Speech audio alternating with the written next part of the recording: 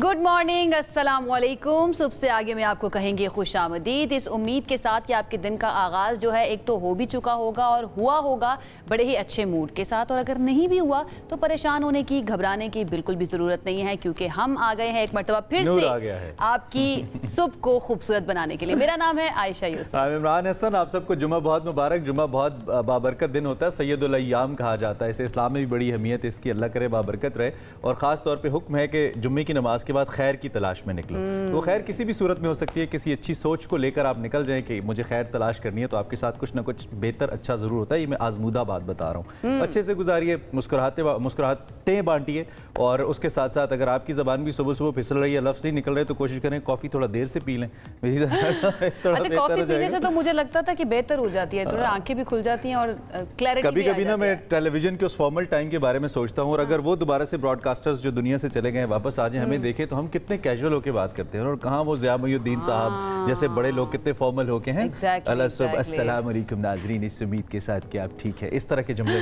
तो मतलब वो क्या बड़े लोग कितना अच्छा करते हैं, और हम कितनी लिवरेज ले लेती है ना ये जनरेशन नई वाली। ऐसे ही है, लेकिन वक्त के साथ साथ ट्रेंड्स भी बदलते जा रहे हैं ना, ज़्यादा कैजुअल लोग भी ऐसे ही चाहते हैं, और हमें तो बड़ा मजा आता है आपके साथ बिल्कुल इस तरह से बात करने में जैसे हम अपने दोस्तों से बात करें। और सुबह का आगाज अगर दोस्तों के साथ बात करने से हो तो डेफिनेटली बड़ा अच्छा होगा। तो अपनी जो इंटरेस्टिंग स्टोरीज हैं वो बताना। इंटरेस्टिंग स्टोरीज भी बिल्कुल बताएंगे, लेकिन उसके साथ साथ आज बहुत सारे लोग टेलीविजन या न्यूज़ चैनल से मुझे पता है इसलिए जुड़े हुए हैं कि आज पॉलिटिकली एक बड़ा इवेंट है पाकिस्तान के अंदर, और वो आईनी तरमीम जिसके बारे में मुसलसल बात कर रहे हैं। हमने फुल फ्लेज इसके ऊपर तैयारी की हुई, हम आपको आगाह रखेंगे, चाहे अभी या चाहे आने वाले वक्त में फर्दर अपने बुलेटिन के अंदर। वील ट्राई कि हम आपको मुकम्मल अपडेटेड रखें, और जो एंगल्स जो पहलू आप जानना चाहते हैं ना उनके बारे में आप जानते रहें। अब चूँकि आपने इंटरेस्टिंग स्टोरीज की बात की है, तो चांद से और पानी से, बीइंग पाइसेस, और आप भी तो कैंसेरियन है, हमारा बड़ा ताल्लुक है, ये तो वाटर साइंस, और जब भी चांद की कोई खबर आती है हमें बड़ा अच्छा लगता है। उसका भी तज़किरा याद आ जाता है, चांद सी महबूबा हो मेरी, लेकिन वो मुझे गाना चाहिए, आपको गाना चाहिए, आप बिल्कुल।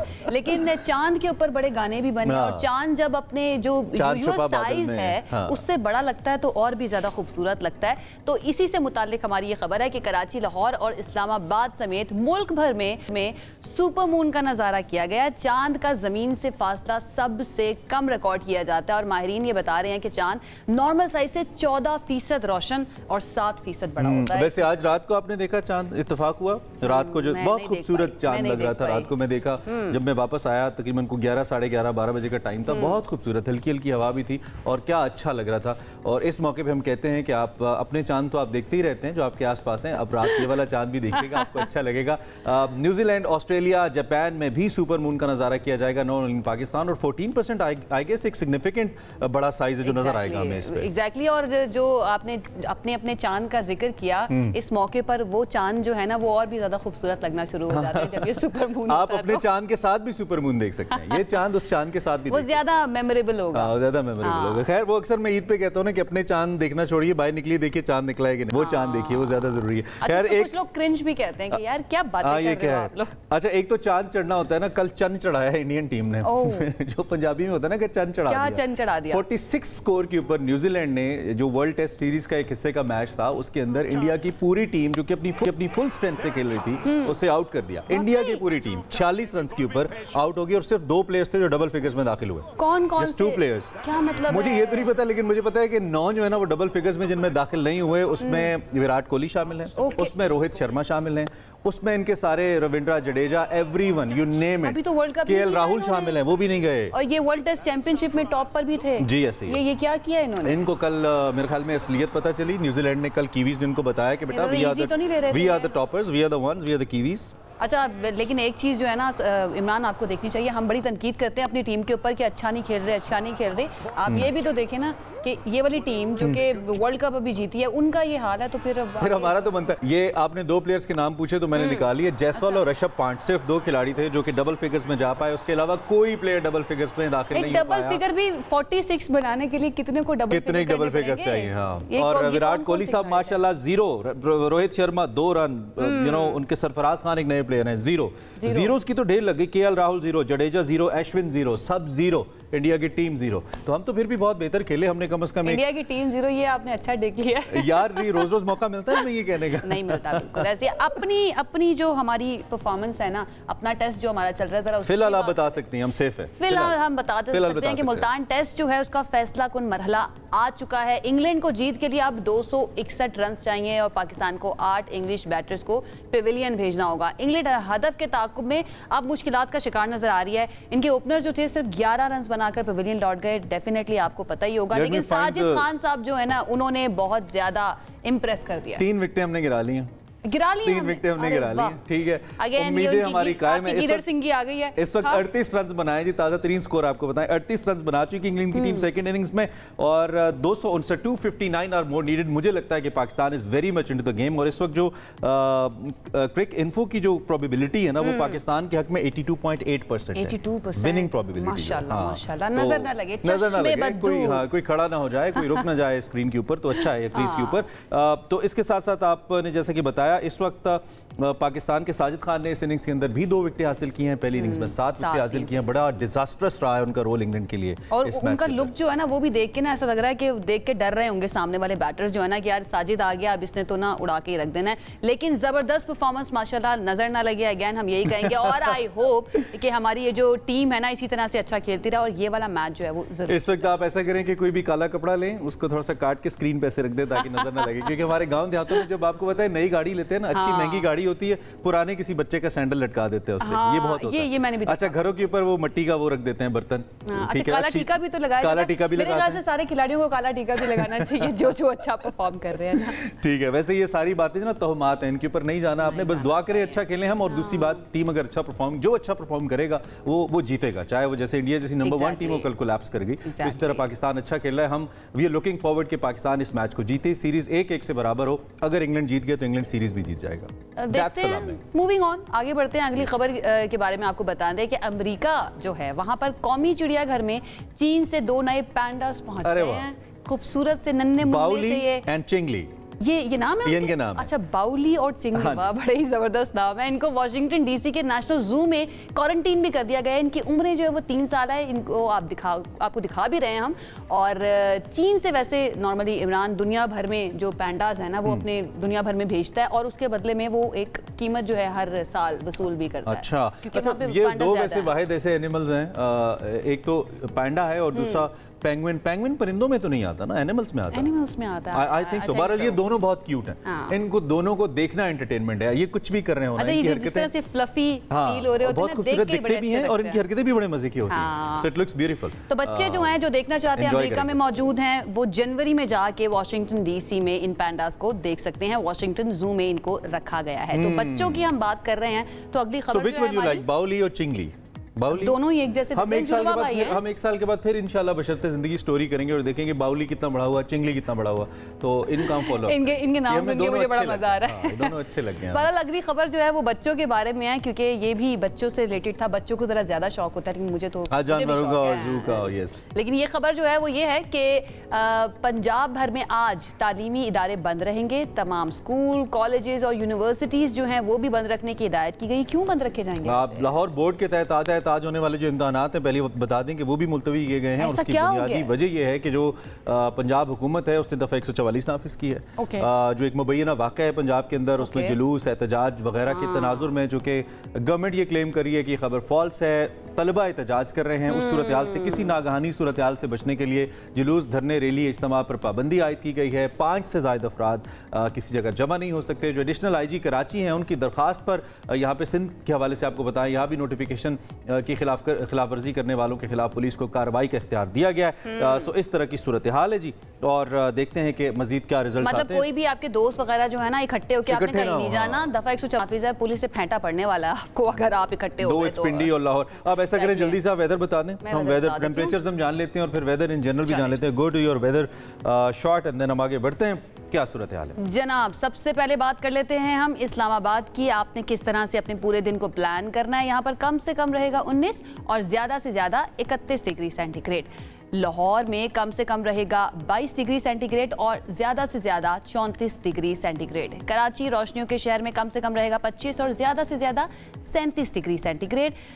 फूलों का शहर, खूबसूरत शहर पेशावर, यहाँ पर कम से कम रहेगा 19 और ज़्यादा से ज़्यादा 33 डिग्री सेंटीग्रेड। आखिर में कोयटा, जहाँ पर हमेशा कम होता है टेम्परेचर, यहाँ पर कम से कम रहेगा 8 और ज़्यादा से ज़्यादा 26 डिग्री सेंटीग्रेड। तो आपने इसके मुताबिक अपना दिन भी प्लान कर लेना है और अपना वीकेंड भी प्लान कर लेना है, क्योंकि अब उसूली तौर पे हम मुल्तान का भी मौसम आज बता सकते थे। मुल्तान में भी, हाँ, लेकिन मुल्तान में चूंकि बारिश का कोई इम्कान मौजूद नहीं है। अब मुल्तान में क्यों कह रहा हूँ, अभी तो अभी मॉडरेट मौसम चल रहा है। और जब मैच हो रहा होता है ना, हम चाहते हैं अल्लाह करे बारिश ना हो, और जब हम हार रहे होते हैं तो कहते हैं कि अल्लाह करे बारिश हो जाए, मुसल्ले बिछा लेते हैं अल्लाह मियां बारिश हो जाए।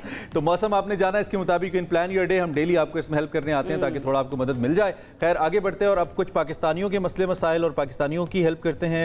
सीइंग द स्टोरी जो कि यूएई से आ रही है। पाकिस्तानियों की मदद भी करनी है, खुशखबरी भी सुनानी है। खुशखबरी सुनानी है कि पाकिस्तान के लिए एक बड़ी अच्छी खबर है, और वो खबर क्या है कि पाकिस्तान के अंदर ना एक बहुत बड़ा प्लेटफॉर्म जो है उसने पाकिस्तान को एक्सेप्ट कर लिया है, और अगली हम कह सकते हैं नुमाइश जो होगी ना, जो दुनिया भर से लोग आते हैं अपनी टेक्नोलॉजीज को लेकर, वो पाकिस्तान के अंदर की जाएगी। पाकिस्तान को national destination of the year के तौर पर तस्लीम कर लिया गया है। जॉटेक्स इंटरनेशनल एक बहुत बड़ा ग्लोबल जायंट है जिसने इसको तस्लीम किया है पाकिस्तान के स्टार्टअप्स को लेकर। जो जॉटेक्स एग्जीबिशन है वो दुनिया भर की टेक्नोलॉजी उसके अंदर इनकॉर्पोरेट होती है। स्टार्टअप्स इनोवेशंस की आप बात कर लें, उनको एग्जिबिट किया जाता है। यहाँ पाकिस्तान ने, अब ऐसा लगता है इस खबर के बाद, की दुनिया को ये बावर कराया है कि पाकिस्तान में IT सेक्टर के अंदर कितनी पोटेंशियल मौजूद है, और अभी भी मुझे लगता है अनटैप्ड पोटेंशियल है, अभी भी बहुत ज्यादा है इससे जो करंटली नजर आ रही है। पाकिस्तान किस तरह से टेक्नोलॉजी में मजीद अपने आप को प्रूव कर सकता है, कैसे we can build our economy through information technology, startups, innovation के थ्रू आइडियाज के थ्रू कैसे हम कर सकते हैं। एक तो इस पर बड़ी डेवलपमेंट हो रही है।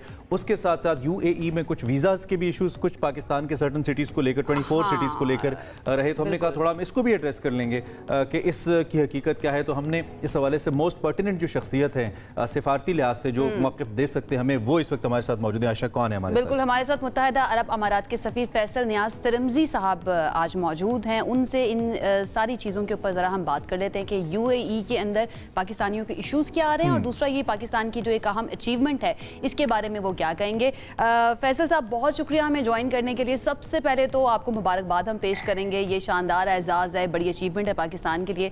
आपको क्या लगता है वो कौन से अहम फैक्टर्स थे जिसकी बिना पर पाकिस्तान को tech destination of the year का खिताब मिला? पाकिस्तान का पोटेंशियल हमेशा बहुत ज़्यादा था IT में। अगर आप सन 80, 90, इवन 2000 तक की दिहाई देखें तो पाकिस्तान IT में अपने खित्ते में और एशिया में काफ़ी आगे था। अब दुनिया को एहसास हुआ है कि पाकिस्तान के पास पांचवा बड़ा मुल्क है, यूथ बल्ज है। हमारी 68% जो पॉपुलेशन है वो 30 साल से कम है, और उनमें से मैक्सिमम 30,000 IT ग्रेजुएट्स हर साल प्रोड्यूस करें। वो हमें उसकी क्वालिटी इंप्रूव करनी है कि ताकि ग्लोबली compete करें। हम सॉफ्टवेयर डेवलपर्स में हम नंबर 2 हैं। एक पाकिस्तानी था, यंग पाकिस्तानी, उसने एक कंपनी बनाई यहाँ पे मुत्तहिदा अरब अमारात में, जो कंपनी बाद में $3.2 अरब में बिकी। मुदस्सिर शेखा ने वो कंपनी बनाई थी। तो पाकिस्तान के पास सारा वेर-बदौल है। हमें बेसिकली इसको, क्योंकि अब आजकल की जो इकोनॉमी है वो डिजिटल है, वो बड़ी इम्पोर्टेंट चीज़ है कि जो नई दौर है वो सारा का सारा कंप्यूटर्स का है, साइबर स्पेस का है, आर्टिफिशियल इंटेलिजेंस का है। और पाकिस्तान इस सिलसिले में अपने आप को प्रिपेयर कर रहा है। और ये सबसे खूबसूरत बात इसकी ये है कि इसके लिए आपको बेसिकली आपको वो स्किल्स चाहिए जो आप ग्लोबली एक्सपोर्ट। और Pakistani already formal information technology education तो पाकिस्तान का स्ट्रक्चर कोई इतना इंप्रेसिव नहीं है, एक्सेप्ट फ्यू यूनिवर्सिटीज़। हम अगर ओवरऑल अंदाज़ा लगाएं, खासतौर पे पब्लिक सेक्टर यूनिवर्सिटीज़ के अंदर तो इतने फ्लरिश हमारे डिपार्टमेंट्स नहीं हैं। लेकिन yes, when it comes to entrepreneurship तो हमने देखा है कि पिछले बहुत अरसे में एक वेव आई है, लोगों के अंदर एक ट्रेंड आया है IT सेक्टर में जाने का। तो बेसिकली हम ये समझें कि अगर कोई बड़ा टेक जायंट हमें मान रहा है तो it is about ideas and talents and not the infrastructure जो कि IT एजुकेशन से मुताल्लिक है। ये बात आपकी कहीं काफी हद तक बजा है कि हमारा वही बात है कि 30,000 हमारे ग्रेजुएट्स निकल रहे हैं, पर उनमें क्वालिटी ग्रेजुएट शायद 10% हैं, 27। तो हमें फोकस करना है कि हमारे जो 30,000 ग्रेजुएट्स हैं वो क्वालिटी ग्रेजुएट्स हों, जो ग्लोबली एक्सेप्ट किए जाएं हर जगह पे। टैलेंट है, रिसोर्सेज हैं हमारे पास, थोड़ा सा हमें इसको फाइन ट्यून करना है इसको। अब मुदस्सिर शेख पाकिस्तान की प्रोडक्ट सीरीज ने किया, अब यहाँ पे बहुत से बैंक्स हैं, बहुत सी कंपनी हैं जिनका सारा बैक ऑफिस सपोर्ट हम अब पाकिस्तान में दे रहे हैं, अमेरिका को दे रहे हैं। पिछले 1 साल में हमारी 34% IT एक्सपोर्ट्स बढ़ी हैं मुत्तहदा अरब इमारात में। अमेरिका और यूके के बाद हमारा तीसरा बड़ा टेक डेस्टिनेशन एक्सपोर्ट्स के लिहाज से। अब इसमें से एक मसला ये भी है कि तकरीबन 40% जो 3.2 बिलियन हमारा टोटल लास्ट ईयर एक्सपोर्ट्स थी, वो 40% पाकिस्तान में पैसा जाता है, बाकी यहाँ पे बाकी ममालिक में पाक हो जाता है।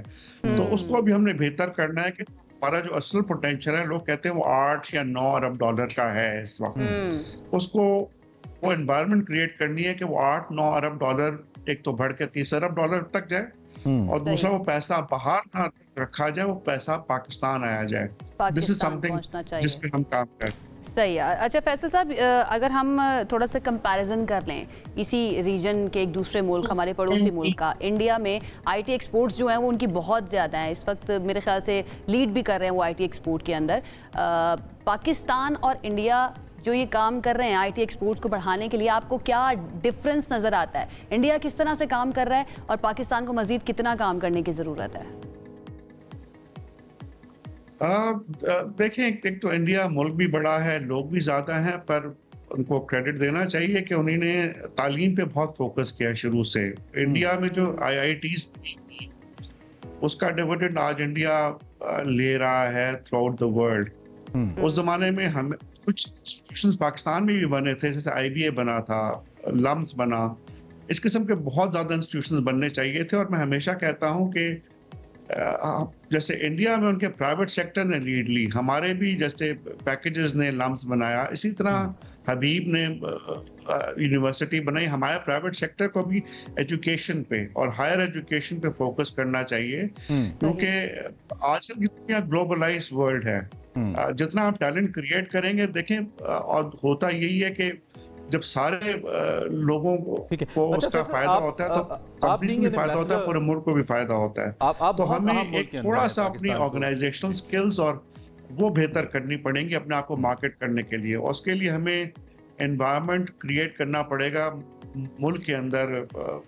उसमें हुकूमत स्टेट सेक्टर भी करेगा, पर ज्यादातर जिसका रोल होता है आजकल की दुनिया में वो प्राइवेट सेक्टर ड्रिवन होता है। अच्छा, मैं ये कह रहा था कि आप बहुत अहम रीजन के अंदर हैं, जहाँ पे एक तो हमारे लिए एक्सेस बड़ी आसान है, वहाँ पे अगर हम जाना चाहें, फिर वो एक दुनिया का ट्रेड हब भी है। अगर यूनाइटेड अरब एमिरेट्स की हम बात करें, पैसा वहाँ पे बहुत ज़्यादा है, डॉलर्स की पेनिट्रेशन बहुत ज़्यादा है, और हमारे ताल्लुकात भी बहुत अच्छे हैं। मतलब बड़े एक ऐसा इन्वायरमेंट है जो कि सपोर्ट कर सकता है मजमूई तौर पर ट्रेड वॉल्यूम को ऊपर ले जाने के लिए। लेकिन हमें याद है कि पाकिस्तान को GSP प्लस मिला था, पाकिस्तान में बिजली नहीं थी, हम टाइम पे ऑर्डर्स डिलीवर नहीं कर रहे थे, हम उस तरह से उससे बेनिफिट नहीं ले सके जिस तरह बाकी ममालिक ने लिया यूरोप में एक्सपोर्ट्स करके। So is IT sector. IT में भी आई बिलीव हमारे पास बिजनेस तो बहुत आ सकता है बैकअप के तौर पर, जैसे आपने अमेरिकन कॉल सेंटर्स की बात की या बैकअप सपोर्ट की, लेकिन शायद हमारे यहाँ कुछ ऐसे मसाइल हैं टेक्निकली कि हम वो बेनिफिट नहीं ले पा रहे। आपका फीडबैक कैसा है, इंटरेक्शन कैसा है हुकूमत के साथ कि इन खतूत पे काम किया जाए, और क्या हुकूमत तैयार है, आपको सपोर्ट मिल रही है बाहर हमारे इदारों को बेहतर करने के लिए? जी, मिल रही है। देखिए, इसीलिए जाइटेक्स में हमारी, अगर आप जाइटेक्स आज खत्म हो रहा है, 5 दिन का सबसे बड़ा IT एग्जीबिशन होता है दुनिया का, और आप दाखिल हो तो मेन उसके एंट्रेंस में, उसकी मेन एंट्रेंस पे जहाँ से सारे डेलीगेट्स, तकरीबन 1.5 लाख डेलीगेट्स, 6000 कंपनीज हैं 180 ममालिक की, 1.5 लाख डेलीगेट्स इस एग्जीबिशन में आए हैं। सबसे पहले उसके एंट्रेंस में बड़ा लिखा होता है टेक डेस्टिनेशन पाकिस्तान। जब आप उसके मेन कॉन्कोर्स पे जाते हैं तो हमारी 24 की 24 कंपनीज वहाँ पे, शुरू में पाकिस्तान है, बाकी बाद में एक और मुल्क है, और फिर मेन एग्जीबिशन की तरफ लोग ट्रैवल करते हैं। अब आप खुद ही आपने देखा कि पिछले एक साल में 34% हमारी एक्सपोर्ट बढ़ी और हमारी उम्मीद है कि इस साल ये 40 से 45% बढ़ेगी। ऑलरेडी हमारे $3.5 मिलियन के हो गए हैं और शायद आज वो 10 मिलियन तक हम इसको रीच करें। जिसपे हम हेल्थ में, स्टार्टअप्स में हम करें, बैंकिंग में हम करें, रिटेल में हम करें, आर्टिफिशियल इंटेलिजेंस में हम करें, ब्लॉकचेन में हम करें। और सबसे बड़ी इंटरेस्टिंग बात है जो पाकिस्तान में केबल का मैन्युफैक्चरिंग हो रही है उसमें बहुत लोगों ने इंटरेस्ट शो किया ऑलरेडी। अच्छा। यूएई में जो बहुत से केबल्स हैं इत्तलात के वो पाकिस्तानी कंपनीज के लग रहे हैं, तो इस चीज पे हमें फोकस करना है, टेक पे और मैन्युफैक्चरिंग वो बहुत जरूरी है। राइट। बहुत शुक्रिया फैसल तिरमिज़ी साहब हमारे साथ मौजूद थे, एम्बेसडर हैं यूएई में पाकिस्तान की। बड़ी अच्छी बातें उन्होंने की, ये कितनी बड़ी अचीवमेंट है पाकिस्तान के लिए, पाकिस्तान को tech destination of the year करार देना। डेफिनेटली वो कहते हैं ना, जरा नम हो तो ये मिट्टी बड़ी जरखेज है, थोड़ा सा सपोर्ट की जरूरत है, ऐसा ऐसा टैलेंट आपको मिलेगा पाकिस्तान के अंदर। एम्बेसीज का बहुत इंपॉर्टेंट रोल है हमारे यहाँ। इससे पहले जो एम्बेसीज का रोल रहा है ना, वो ट्रेड को लेकर इतना प्रोडक्टिव नहीं रहा, कि वो प्रोडक्टिव नहीं रहा, वो म्यूचुअल ताल्लुकात को लेकर तो रहा। लेकिन यहाँ पे आप देखिए जितनी एम्बेसीज पाकिस्तान में बाकी ममालिक की होती है ना, उनका फोकस ट्रेड होता है, इकोनॉमी होता है कि इकोनॉमी कैसे बेहतर हो। हमारी एम्बेसीज को भी इस पे ज्यादा फोकस करना चाहिए। आई बिलीव फैसल साहब की अच्छी एग्जांपल है। Welcome back. आगाज़ में हमने बात की थी कुछ सियासी सूरत हाल पे बात करेंगे, तो बिल्कुल करेंगे। मुस्लिम लीग नून ने आज इब्तदाई तौर पर सेनेट में जो आईनी तरामीम है उनको पेश करने का ऐलान किया है। सेनेट इजलास का ये 7 निकाती एजेंडा है इंपॉर्टेंट, और जो आईनी तरमीम है इस बिल एजेंडा का हिस्सा नहीं है।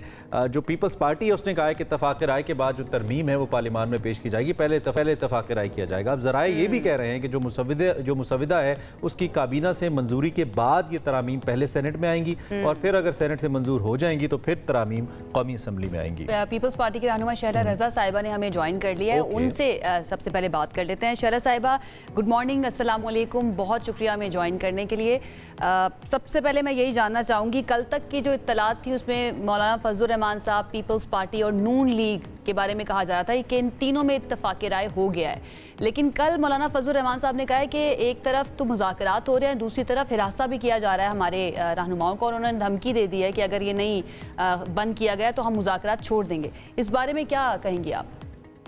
देखिए, हरासा तो किसी भी लेवल पे किसी को नहीं करना चाहिए, और कल भी इस पर बात हुई और असेंबली में पीपल्स पार्टी की तरफ से भी इस पर बात की गई कि अगर ये सिलसिला इस तरह जारी रखा तो हम भी नहीं इसमें इंटरेस्ट ले सकते।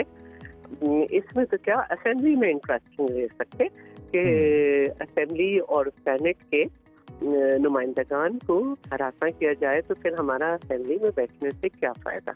ये बड़े वाज़ेह तौर पे कल बात की गई, हर तरफ से इसे कंडेम किया गया। अब जो दूसरी बात है वो ये है कि सबसे पहले अवाम को, और ख़ास तौर पर वो अवाम जो सियासत में इंटरेस्ट रखती है, उनके सामने ये बात तो आ गई कि एक दफ़ा पहले भी जो इजलास हुआ था उसमें बिल टेबल होना था, उसके बाद तो तमाम जमातें बैठी और उसके बाद अपनी अपनी जो है वो तजावीज़ देती, लेकिन उस दिन नहीं हो सका। रात के 12 भी बज गए। उसकी वजह ये थी कि जब आपस में बैठे तो वो उसमें इत्तफाक नहीं हो सका, और फिर उसके बाद ये डिसाइड किया गया कि सब मैं इसमें पीपल्स पार्टी की मूवमेंट जो है चेयरमैन बिलावल की, उसको बहुत कराती हूँ।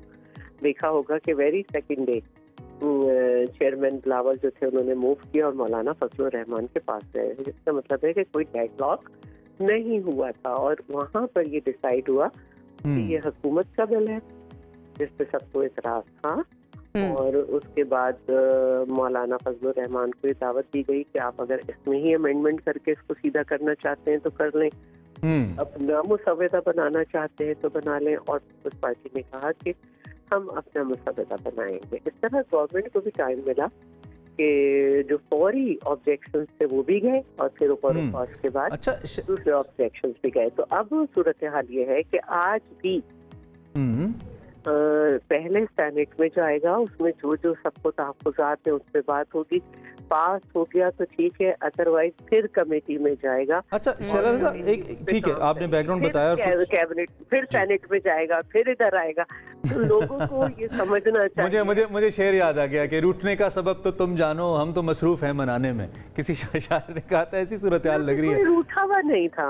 अच्छा, आपने एक बड़ा अहम नुक्ता दिया। अब कॉन्स्टिट्यूशनल अमेंडमेंट जो है ना, ये बहुत ही सेंसिटिव मैटर है, उसके लिए टाइम मांग रहे थे।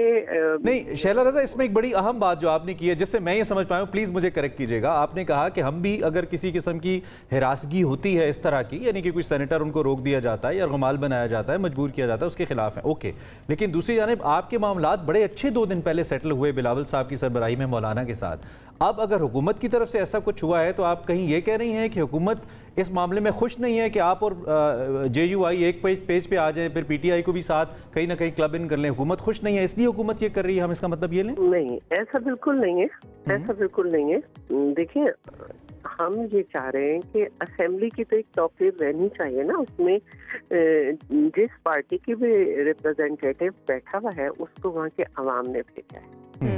उसको अगर इस प्रेमिसेस में भी तहफ़्फ़ुज़ नहीं है तो फिर असेंबली आने का क्या फायदा। सही। और इस बात को बहुत सख्ती से स्पीकर साहब ने भी कहा था जब पहले हुआ था, लेकिन क्योंकि इससे पहले इतना ज्यादा रिजर्वेशन शो नहीं की गई थी, या तो कहा कि PTI के दौर में JUI के अल्लामा बादीनी साहब थे, उनके कमरे में जाके उनकी दस्तार तक उछाली थी, उनके थंब का, जो उनके पाँव का थंब है उसका नेल भी निकल गया था, इतनी बदमज़गी हुई थी। तो उस पे कुछ हो नहीं सका था। तो शैला साहिबा, मसला तो सेनेटर का है और इसमें चेयरमैन सेनेट तो यूसुफ रज़ा गिलानी है, आपके पीपल्स पार्टी के सीनियर रहनुमा। कहना चाहती हूँ कि इस तरह की ताकतें जो हैं, फिर उनके पास अगर एक हम एहतजाज न करें तो अपना रास्ता बना लेते हैं। सही। अच्छा शैला साहिबा, जरूरी है कि पॉलिटिशियंस जो हैं वो गलत बात जो हो रही है अगेंस्ट द पॉलिटिशियन, पहले उस पर तो मुत्तहिद हो ना। तो कल इस बात पे बहुत ज्यादा शोर किया गया कि ये नहीं होना चाहिए, और अब मैं समझती हूँ कि हुकूमत को इन बातों से बाहर निकल आना चाहिए। हम निकल चुके हैं कि ये हुआ था, हमें सब याद है। अच्छा, कंसेंसस की बात हो रही है ना, गेट जो बंद हो गया था जी, फ्लड गेट जो बंद हो गया था सियासतदानों को मुखालफत में उठाने का, वो PTI ने बदकिस्मती से खोला था, चाहे वो खवातीन के खिलाफ हो, फरियाल साहिबा के, मरियम साहिबा के और पॉलिटिशियंस के, और यहाँ तक जाना कि सिंध में जरदारी साहब की हियरिंग नहीं हो सकती क्योंकि सिंध में इनकी हुकूमत है। तो वो एक माइंडसेट जो है ना, उसको खत्म करना होगा, उसको खत्म करना होगा। एंड आई एम श्योर कि पाकिस्तान पीपल्स पार्टी और इत्तेहादी जमात जो है इस पे काम भी कर रही है जी। PTI की आप बात कर रही हैं, PTI के साथ भी कंसेंसस करने की कोशिश की जा रही है। बिल्कुल करना चाहिए। तो एक अहम डेवलपमेंट हुई है ना, बिलावल साहब की मुलाकात हुई है PTI रहनुमाओं से, उस मुलाकात के बारे में ज़रा बताएंगी? कुछ मामलात आगे बढ़े हैं कि वो भी ऑन पेज आ जाएं, एक पेज के ऊपर आ जाएं इस आईनी तरमीम के? देखिए, कमेटी जो असेंबली में बनी हुई है उसमें बाकायदगी से बैरिस्टर साहब और डोगर साहब, बैरिस्टर गौहर, डोगर साहब, उमर अयूब साहब, ये लोग आते हैं उस कमेटी में। अमित रजा साहब बिल्कुल आते हैं और असेंबली में रह रहे हैं ये लोग सब पार्लियामेंट लॉजेस में। तो पार्ट है, और ये कमेटी चेयरमैन बिलावल ही के कहने पे बनी, लेकिन इसके बावजूद मैं समझती हूँ कि हम ये चाहते हैं कि आईनी मामला से पार्लियामेंट। अच्छा, क्विकली शैला साहिबा, क्या पीपल्स पार्टी JUI के जो तहफ़्फ़ुज़ात हैं उनके सेनेटर्स के हवाले से उनको बैक करेगी? और चूंकि चेयरमैन सेनेट यूसुफ रज़ा गिलानी हैं, आपके पार्टी की सीनियर रहनुमा हैं, इस पर क्या मौक़िफ़ होगा आपका, जो सेनेटर के हवाले से एतराज़ात मौलाना को हैं और पार्लियामेंटेरियंस के हवाले से?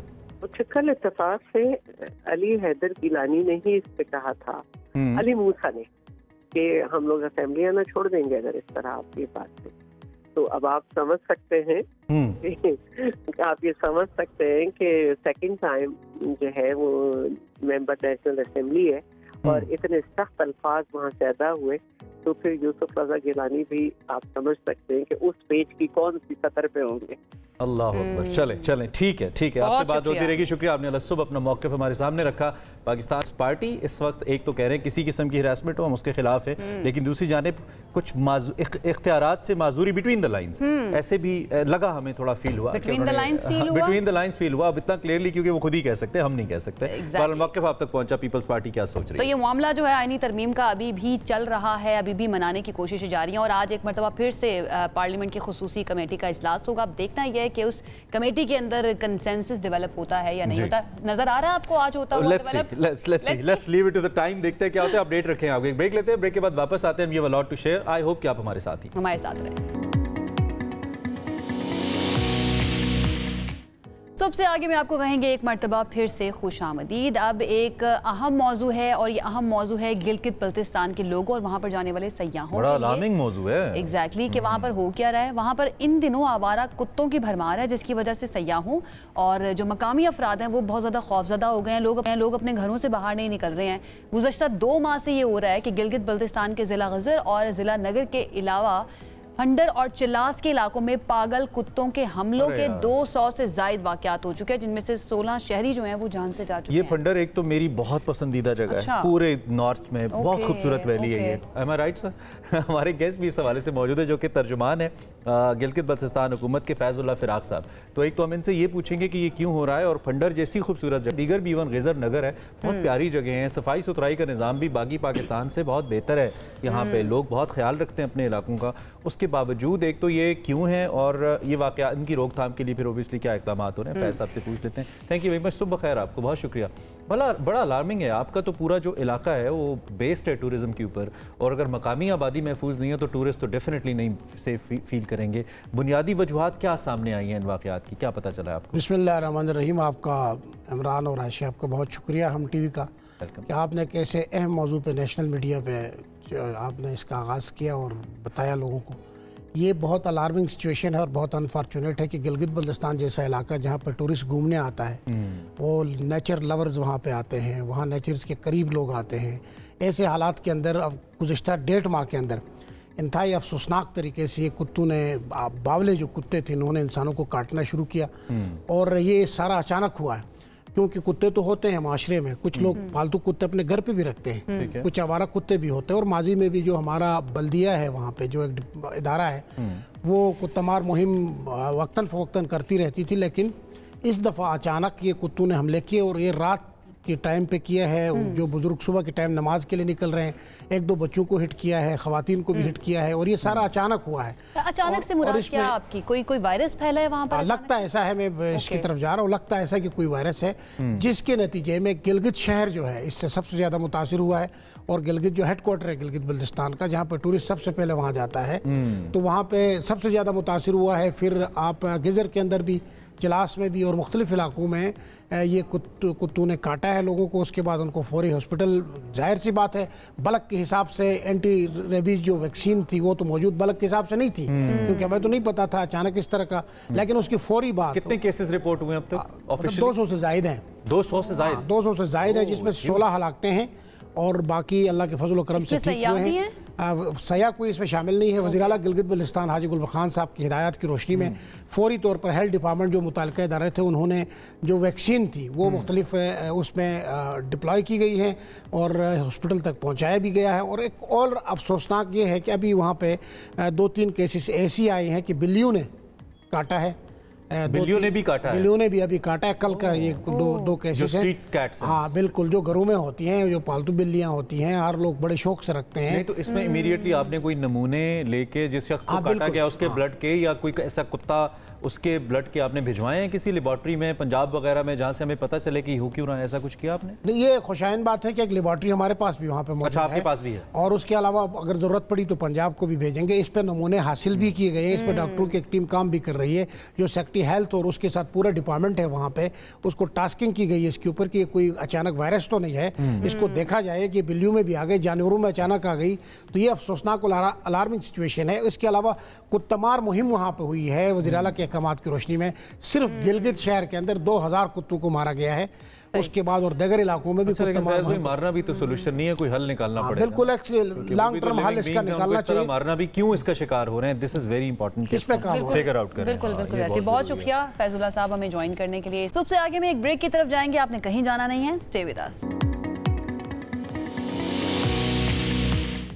Welcome back once again. अब हमें कराची से खबर शामिल करनी है जो कि थोड़ी सी कंसर्निंग भी है, थोड़ी सी नहीं बल्कि काफ़ी कंसर्निंग है, क्योंकि 30 के करीब लोग जो हैं उनकी जानें जा चुकी हैं इस बीमारी की वजह से। सिंध भर में रवां साल खन्नाक के सबब अमवात ने शहरियों को अब परेशानी में मुब्तला कर दिया है और 30 के करीब अफराद जो हैं उनकी जानें भी जा चुकी हैं। महकमा सेहत सिंध ने तस्दीक की है कि रवां साल कराची समेत सूबे भर में खन्नाक के 150 से जायद केसेस रिपोर्ट हुए हैं, जिनमें से 73 का ताल्लुक सिर्फ 73 जो हैं कराची से। वैसे वी आर सो सॉरी, हम अलग इतनी डिप्रेस खबरें आपको दे रहे हैं, लेकिन मजबूरी है क्योंकि आपको आगाह करना है। ये काबिल इलाज मरज़ है, कह रहे हैं बैक्टीरिया से फैलता है, इंसान के गले, नाक और उसके जो टॉन्सिल्स हैं उसको मुतासिर करता है। सो इस इन्फेक्शन से हम कहें कि इसकी जो अलामात हैं वो 5 दिन में जाहिर होती हैं। इसके बचाव के लिए 2 से 5 दिन की टाइमलाइन, और 4 माह की उम्र में बच्चे को वैक्सीन लगाई जाती है इससे बचाव के लिए। और सिंध में बच्चों के साथ साथ अब बड़े भी चूंकि इस मरज़ में मुब्तला हो रहे हैं, इसकी वजूहात क्या हैं, क्या ये फर्दर इन्फेक्ट कर सकती है।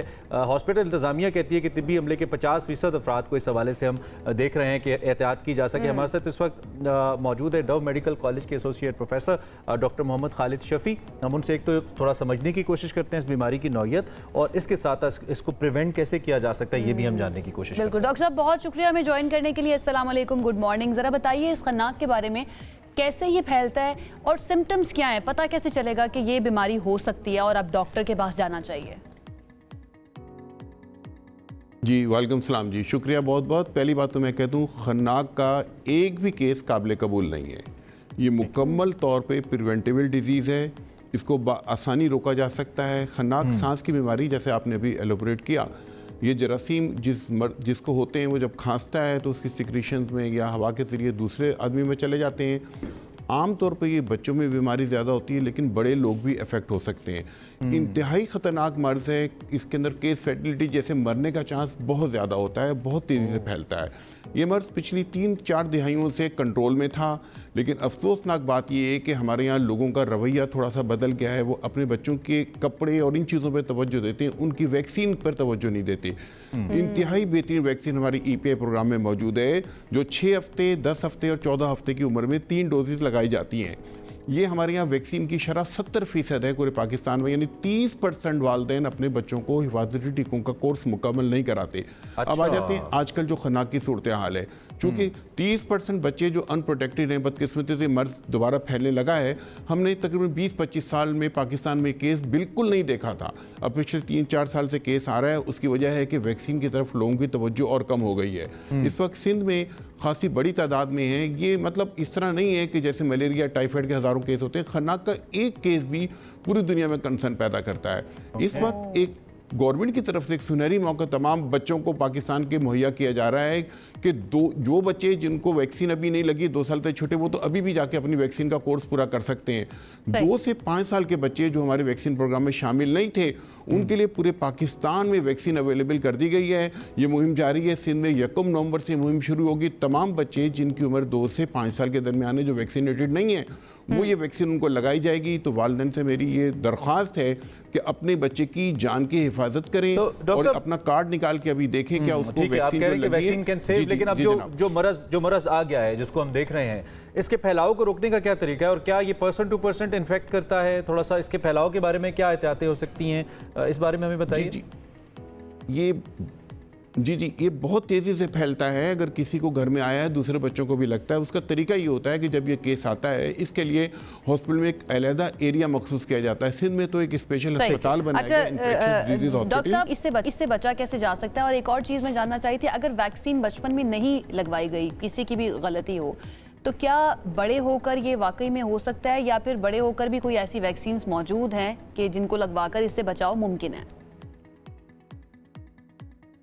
जी जनाब, शुक्रिया जी। अभी हम पहले बात कर रहे थे कि खन्नाक के मरीज़ को कैसे मैनेज किया जाता है। इसके लिए हॉस्पिटल में अलहदा एरिया होता है। जैसे कोविड का था ना, इसी तरह ये बच्चे कोविड से भी इसका ज़्यादा फैला होता है, उससे भी ज़्यादा खतरनाक बीमारी है ये। तो बच्चों को अलहदा रखा जाता है ताकि दूसरे बच्चों तक ये मुंतकिल ना हो। कराची में 2 अस्पताल इसके लिए गवर्नमेंट ने मखसूस किए हुए हैं, जिसमें इंतज़ाम है। एक इन्फेक्शन डिजीज़ हॉस्पिटल है, एक SICHN है, Sindh institute of child health.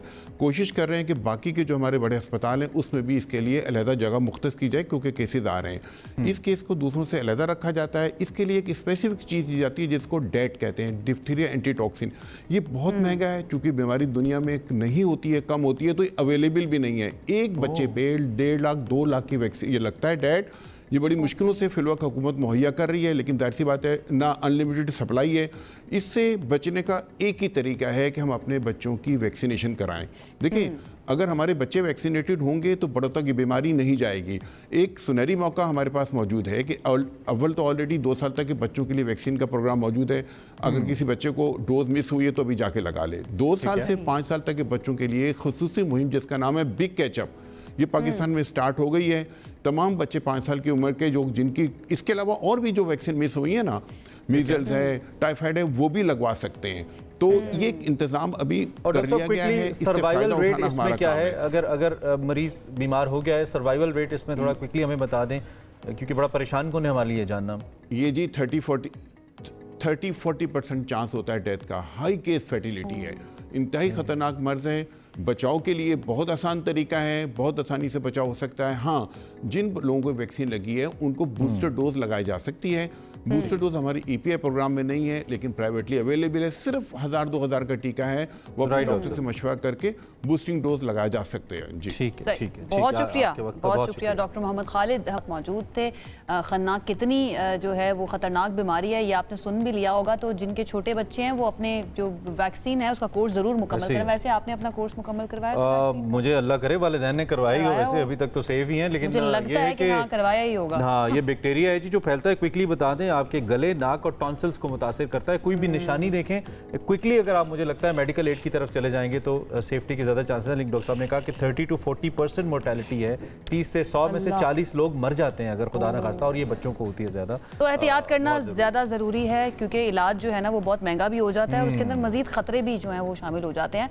आगे बढ़ जाते हैं। सोशल मीडिया की बीमारी की बात करें। इसका बीमारी समझना शुरू सोशल मीडिया की, पता नहीं शुरू में तो लगता था बीमारी है, लोग इससे इख्तिलाफ भी करते हैं। अब भी कहते हैं कुछ TikTok is the social media की बीमारी, कुछ कहते हैं नहीं TikTok is the real entertainment. अब जो टिकटॉक है जी, आर्टिफिशियल इंटेलिजेंस, वही हुआ जिसका डर है। आर्टिफिशियल इंटेलिजेंस को अब इस्तेमाल किया जाएगा, बल्कि उसको बढ़ाया जाएगा, और इसके नतीजे में सिर्फ मलेशिया में 700 मुलाजमीन को निकाला जाएगा। ये मुलाजमीन कंटेंट मॉडरेशन, और इसके साथ ही जो टिकटॉक ने ये भी वाजे किया है कि ये जो प्लेटफॉर्म है इस पर शेयर किया जाने वाला जो मवाद है इसकी मॉडरेशन ऑपरेशन के तहत मजीद बेहतर बनाने के लिए भी स्टाफ को इस्तेमाल किया जा रहा था। अब वो काम AI करेगा। वो AI करेगा, क्योंकि मलेशिया जो है वहाँ पर बहुत ज़्यादा ये इस चीज़ को कहा जा रहा था कि आपको कंटेंट जो है उसकी मॉडरेशन करने की ज़रूरत है, और उनको ऐसा महसूस हुआ। पाकिस्तान में भी कितने million videos, I was reading, कुछ 300 million videos I think TikTok ने रिमूव किए हैं। लेकिन उसके लिए पहले लोग मैनुअली बैठ के उसको करते थे, उनके पास जॉब्स थी, लेकिन अब AI ने ये काम जो है अपने जिम्मे ले लिया है, और 500 से 700 मुलाजमीन जो हैं उनको फारिग किया जा रहा है। ये वाला हमारा काम हमें इस रीजन में AI जो है ना उसको नहीं आना चाहिए, क्योंकि देखिए जज्बात चाहिए होते हैं, वो फेशियल एक्सप्रेशंस कहां से लेकर आएगा। वैसे मैंने ये भी सुना है कि अब जो ऐसे AI और रोबोट्स आ रहे हैं कि वो इंसान की जो ये हरकत सकनात है ना उनको भी नोट नहीं, सुबह जो फेक स्माइल्स हम देते हैं ना वो AI नहीं दे सकता। ये हमारा काम है। हमारे साथ असद बेग हैं, यू नो हिम, हमें बताते हैं अक्सर हम जब बात करते हैं खासतौर पर टिकटॉक के हवाले से। आज फिर हमारे साथ मौजूद है, तो हमने ज़रा इनका टाइम लिया, हमने कहा ज़रा इनसे जाने। Sir thank you very much for your time, बहुत शुक्रिया, गुड मॉर्निंग। बताइए हमें ये कैसी डेवलपमेंट है AI की फर्दर इंक्लूजन इन टिकटॉक? अच्छा, बड़ी इंटरेस्टिंग आपने बात की कि इधर ना आए, and I have a bad news for you कि मीडिया में AI की बहुत बड़ी एप्लीकेशन है। देखें 2018 से पहली दफ़ा हमने बात करनी शुरू की थी पाकिस्तान में। एक कॉन्सेप्ट है 4th इंडस्ट्रियल रेवोल्यूशन का, और वो ये है एसेंशली कि जब 4th इंडस्ट्रियल रेवोल्यूशन ऑटोमेशन है, जिसको आप AI कहते हैं या किसी भी ज़बान में हम कुछ भी कह सकते हैं। तो कॉन्सेप्ट ये है कि जब ये आएगा काम ऑटोमेट होगा और ह्यूमन रिसोर्स कम होगा, और ग्लोबली जॉब्स कट होंगी। तो ये जो आप जिस टिकटॉक की बात कर रहे हैं, ये this is a part of that overall series. अच्छा, देखिए AI से content moderation is not necessarily a bad idea, ठीक है, बिकॉज आप सोचें कि कितना ज़्यादा कंटेंट होता है और आप उसको मैनुअली डील नहीं कर सकते। लेकिन AI में जो इंट्रिकसीज होती हैं, जो ह्यूमन माइंड, जिस तरह आप बात कर रहे थे, facial expression for instance is one of them, right, वो AI अभी तक रेप्लिकेट नहीं कर सकता क्योंकि लर्न करने का मौका नहीं मिला, राइट। मसलन सार्काज़म, राइट, या आपने देखा होगा कि जब भी कोई हेटफुल चीज़ होती है या कोई ऐसी प्रीच की जाती है तो लोग वो लगा के उस पर मजाक करना शुरू कर देते हैं। तो in a way they are opposing it, not necessarily amplifying it. तो ये वाली वो चीज़ें हैं जो कि मुझे लगता है कि अभी आप फुल्ली नहीं कह सकते कि अच्छा AI रिस्पॉन्सिबल हो गया और अब AI ये करेगा, और वो करेंगे मेरे ख्याल से तो वो बैड आइडिया होगा। अभी अब देखते हैं कि इन्होंने 700 मुलाजमीन तो फायर किए हैं, बट कितने ऐसे हैं जो रिटेन किए हैं। मजीद भी होगा, ये आगे बढ़ता जाएगा। और ये सिर्फ बैड न्यूज़, अगेन ये सिर्फ सोशल मीडिया कंपनीज में नहीं होगा, ये मीडिया में भी होगा और ये बाकी इंडस्ट्रीज में भी होगा। और आप इतने खुश क्यों हैं? मैं खुश नहीं हूँ, मैं एक्चुअली चाहते हैं यहाँ पे खाली सोफे पड़े हों, ये बात कर रहे हैं और साथ लोगों को नजर आ रहा है कि लोग बैठे हैं। मैं थोड़ा सा इस पे this is a sarcastic smile, मैं थोड़ा सा सार्कास्टिक में इसलिए हूँ क्योंकि अभी तक, और ये बहुत सीरियस मैटर जिसको मैं बात, अभी तक हमारी वर्कफोर्स ने इसकी तैयारी करना शुरू नहीं की। अच्छा, देखिए थोड़ा सा इससे साइड पे हटके, अभी 2 महीने पहले मैंने श्रीलंका में जर्नलिस्ट और एडिटर्स के साथ AI for journalism and AI in journalism का एक कोर्स इंट्रोड्यूस किया था। तो उनका पहला जो उससे टेक अवे था वो ये था कि अच्छा हम कितने लोग कम कर सकते हैं। अच्छा, एग्जैक्टली, और ये वो चीज है जो कि हमने नहीं करी। AI बंदे दे पीछे ही पे हाँ, ये वो चीज है, यही वो चीज है जो हमने नहीं करी। अच्छा, देयर आर 2 थिंग्स, मेरे पास टाइम चुकी है। एक तो ये है कि हम एफिशिएंसी की बात करें, एक एक्यूरेसी की बात करें। These two are very important things. I mean efficiency भी चाहिए, एक्यूरेसी भी चाहिए, और इतना बड़ा प्लेटफॉर्म है टिकटॉक, तो एफिशिएंसी तो इसमें समहाउ आ जाएगी कि क्विकली वो देख लेगा। एक्यूरेसी का फैक्टर कितना इससे डैमेज हो सकता है, क्योंकि जो एक ह्यूमन काम कर सकता है ऑब्वियसली AI को टाइम लगेगा। देखिए आप बिल्कुल सही कह रहे हैं और मैं आपकी बात से 100% एग्री करता हूं, और इसमें एम्पैथी वाला जो एलिमेंट है वो बड़ा इंपॉर्टेंट है। एम्पैथी से मुराद ये है कि फॉर इंस्टेंस 20 साल से कोई नौकरी कर रहा है, अब आप उसको AI से रिप्लेस करेंगे तो वो क्या करेगा, ठीक है, ये एम्पैथेटिक अप्रोच है। लेकिन देखिए ये जो आप बात कर रहे हैं ये अभी हम करंट बात कर रहे हैं कि उसकी एक्यूरेसी इन क्वेश्चन है, I agree with that. Imagine करें अभी हमारे पास जो डेटा है उससे 5 गुना ज्यादा डेटा होगा अगले 5 साल में, और वो 5 गुना ज्यादा बड़ा डेटा सेट होगा AI के पास सीखने के लिए। जब वो सीख लेगा तो फिर ऑब्वियसली उसकी एक्यूरेसी भी इंप्रूव होगी, उसकी एफिकेसी भी इंप्रूव होगी, उसकी स्पीड भी इंप्रूव होगी, और फिर then it will start posing a challenge. अब देखिए हमारा एक फैक्ट चेकिंग सॉफ्टवेयर है जो हमने न्यूज रूम्स को दिया हुआ है, अब हम उसमें AI इंट्रोड्यूस करा रहे हैं। और वो क्यों करवा रहे हैं? क्योंकि इतना शेयर वॉल्यूम है कंटेंट का जिसको आपको मॉनिटर करना होता है कि आप ह्यूमनली नहीं कर सकते, और उसकी वजह से हमारी अपनी जो 5 लोगों की टीम थी अब वो कम होकर 3 लोगों की रह जाएगी। सो अगेन इफेक्ट होगा, लेकिन ज्यादा इंपॉर्टेंट बात यह है कि ये जो 700 लोग जिनकी बात कर रहे हैं, इनसे सबक सीख के हमें अपनी वर्क फोर्स को प्रिपेयर करना है उसके लिए। तो कैसे प्रिपेयर कर सकते? प्रिवेंट तो हम नहीं कर सकते, AI तो आ रहा है और वो जॉब्स लिए जा रहा है। देखिए एक तरीका ये है जी, मैं क्विकली बताता हूँ। एक तरीका ये है, अभी पाकिस्तान की 3-4 बड़ी यूनिवर्सिटीज में उनके साथ मैं काम कर रहा हूँ और वो AI इन जर्नलिज्म और AI इन मीडिया का कोर्स इंट्रोड्यूस करा रहे हैं। उसका मतलब ये है कि they are teaching their students और will be teaching their students कि आपने AI को इफेक्टिवली किस तरह इस्तेमाल करना है। क्योंकि देखिए हम AI ऑटोमेशन की जब बात करते हैं तो उसका जो बेस्ट मॉडल है वो ह्यूमन इंटरवेंशन मॉडल है, जहां पे ह्यूमन इंटरवेंशन हो और AI मीनियल काम करे। लेकिन ह्यूमन इंटरवेंशन तभी होगी जब आपकी वर्क फोर्स समझेगी कि AI को किस तरह इस्तेमाल करना है। तो somehow हमने अपने जो स्टडिंग पैटर्न्स हैं जी वो चेंज करना है और एजुकेट करना है कि किस तरह से मॉडर्नाइज करना है, ताकि हम AI को हेल्प करना शुरू कर दें एग्जैक्टली, या हमारे ऊपर डिपेंडेंट हो जाए। Let's see, very interesting. मुकाबला इंसान का है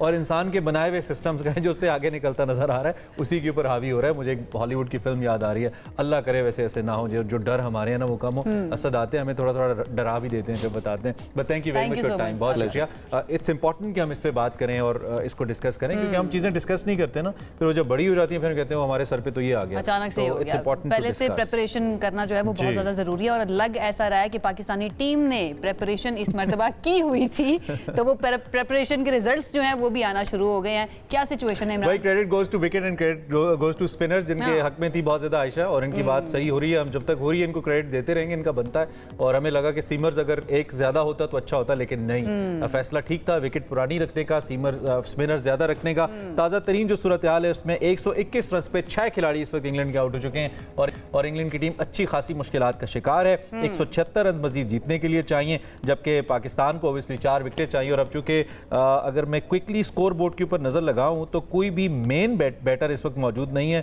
बेन स्टोक्स मौजूद है, 33 पे खेल रहे हैं, सेट बैट्समैन है, रेजिस्ट कर सकते हैं, लेकिन उनके साथ फिर टेल एंडर्स आना शुरू हो गए। कितने चाहिए अभी?